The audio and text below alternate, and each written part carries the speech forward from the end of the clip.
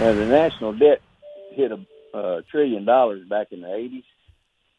And I remember back in the 80s when they were saying that was just too much and it wasn't going to work. Now it's 20-something trillion, and then now it ain't going to work. What's the magic number that the country goes upside down?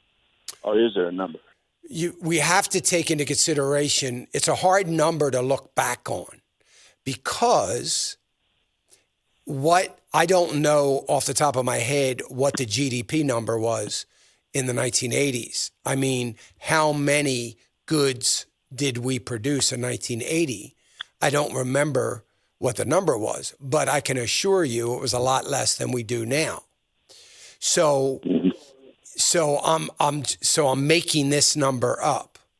So suppose back in 1980, GDP was $4 trillion. Our GDP.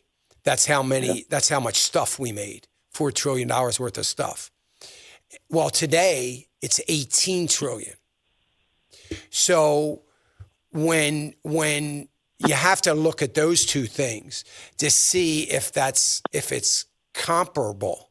So, the compared to the debt to GDP, even at $1 trillion back then, yes, the debt to GDP was higher, but right now, our debt is higher than our GDP. So it's over 100% of our GDP. So that's a problem. The problem is whether it's a big enough problem to turn us upside down. Well, if we continue to have growth in our GDP and we continue to have growth in the economy, and the economy's good, we can limp along for a long time. But if we have growth, like we went 8 years with no growth during the Obama administration. So I know nobody ever talks about it and you never hear it, but we had 1.8%, 1.82% GDP growth on average for the 8 years he was in. No other president in the history of nation ever presided over even 2 straight years of below 2% GDP growth.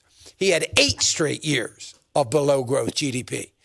So that's not growth because 2.5% is break even.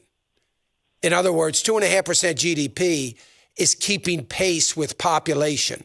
It's kind of just breaking even.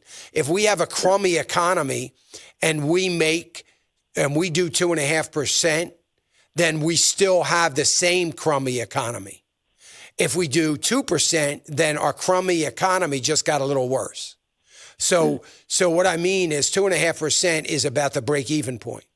So if we have over that on a consistent basis, we can limp along for a fairly long time. But that's not even possible in where we are today.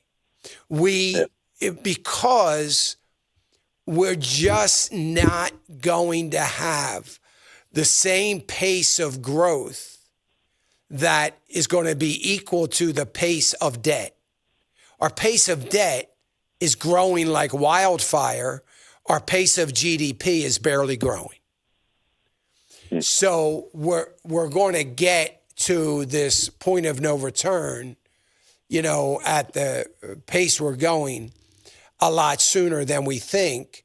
So it could be, 6 or 7 years before we get to that point, but we're going to get to that point sooner than we think.